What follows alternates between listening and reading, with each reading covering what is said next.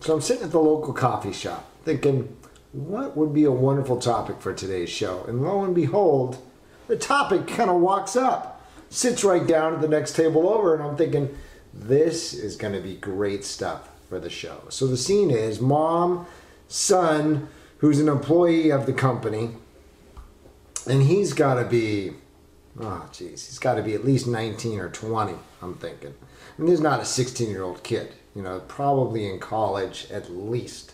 Sitting there with mom and the store manager. The meeting is because the son has been dismissed, right? Fired, got in the eye. Because he's not able to perform the duties of the job. He's just not cutting it. And what is mom doing there? Mom's got the binder of past performance evaluations. And she's completely dominating the conversation. Son's over there, not saying anything. I'm thinking, who's the employee here? And why is mom even here? Bottom line, kid is not meeting the expectations. How many jobs can you continually not live up to the expectation and expect to continue to have a job? Especially today. Not many. But here's mom pleading the case. And after a while, it was uncomfortable for me because I could see that our son was just kind of more and more just shrinking into his seat. Because he's thinking, I should really be the one to step up here and be doing this. But the whole conversation completely dominated by mom. So for me, I'm thinking, great topic for the show today. Because for us, parents, bottom line, come on. You've got to allow your kids to step up, meet the expectations, accept the consequences, accept responsibility for some of the things that they're doing, especially in the workplace. Come on. How often or how long are you going to follow your son or daughter around hoping that everything's going to be okay? Where does this start, though? Where does this kind of behavior start? We got to back up. Middle school years? Maybe. I'm going to back up even further, elementary school years. It starts at home, and it starts simply with kids not meeting expectations and the people around them letting them slide by. If you say that the milk is supposed to go back in the refrigerator, it's not okay that it gets to the edge of the table. That's not close enough.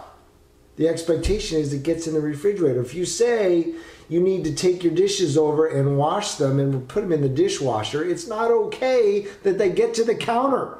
Close enough doesn't count. Right? Meet the expectation, hold them to the expectation.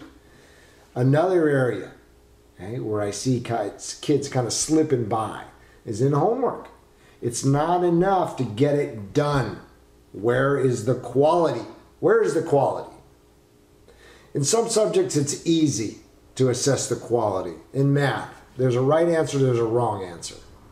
Language arts, especially in the writing, you're trying to look at not only the quality of the script, but also the quality of the content. It's a little bit more subjective, and that's where we can get into some trouble. But bottom line, you set the expectations high, not unrealistic, but you set them high. Allow your child to rise up, meet the expectation, and then acknowledge that. But, this letting people slip by kind of thing, letting the kids slip by because maybe we don't want a conflict or maybe they're tired.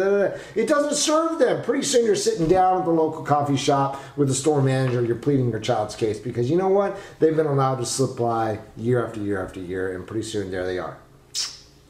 And what are you going to do? What are you going to do at that point? It's a lot more difficult to step back at that point after years and years and years of being there next to your child. So start now, start small. The next time that you're saying to your child, hey, I need you to do this, or this is the expectation, hold them to that.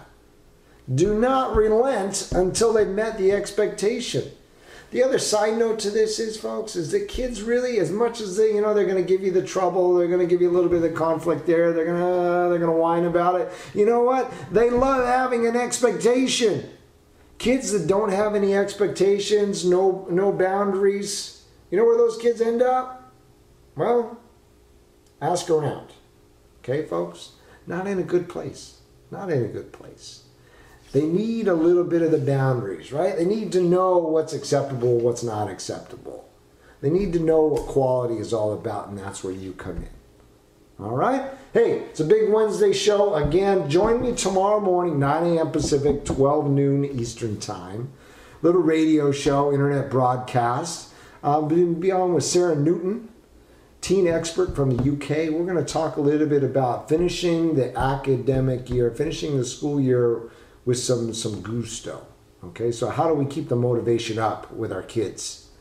That's tomorrow. If you missed the show, you can't log on, whatever your excuses are, you can log on Friday morning and catch the recorded version. About 30 minutes. It's going to be good. It's going to be real good.